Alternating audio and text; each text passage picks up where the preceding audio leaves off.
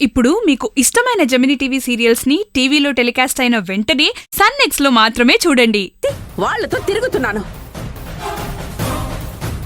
నేను ఎంతో ఎత్తుకు ఎదగాలనుకుంటున్నాను, కానీ మీరు మాత్రం టీవీ షో చూస్తే ఎంజాయ్ చేస్తున్నారా? మరేం చేయమంటావు లక్కీ? సరదాగా టీవీ చూస్తున్నావు, దానికెందుకు నువ్వు అంతగా ఫీల్ అవుతున్నావు? సరదాగా కామెడీని ఎంజాయ్ చేస్తున్నావమ్మా. భలే నవ్వు వచ్చింది తెలుసా? నీకు టీవీ చూస్తే రావాల్సింది నవ్వు కాదురా, లవ్వు. లవ్వా? ఏం మాట్లాడుతున్నావు లక్కీ నువ్వు విచిత్రంగా? నేనేం విచిత్రంగా మాట్లాడడం లేదే. వీడికి కామెడీ సినిమాలు గాని కామెడీ షోలు గాని ఏవి చూపించకూడదు. ఆ?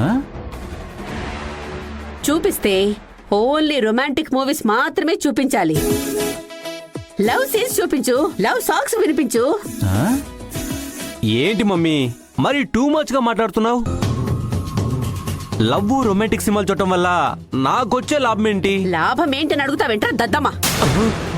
నీకు రొమాన్స్ అంటే ఏంటో, లవ్ అంటే ఏంటో తెలుస్తుంది. ఆ.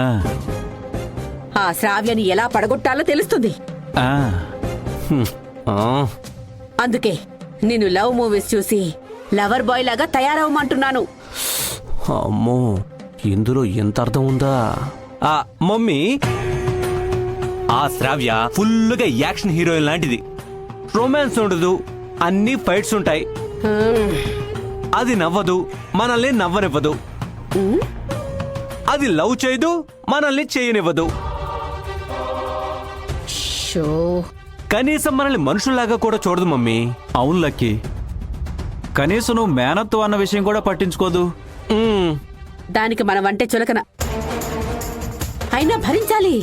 నా మేనకోడలు వీడికి పెళ్ళామై ఈ ఇంటి కోడలు అనిపించుకునేదాకా మనం అన్నింటినీ తట్టుకోవాలి. ఓ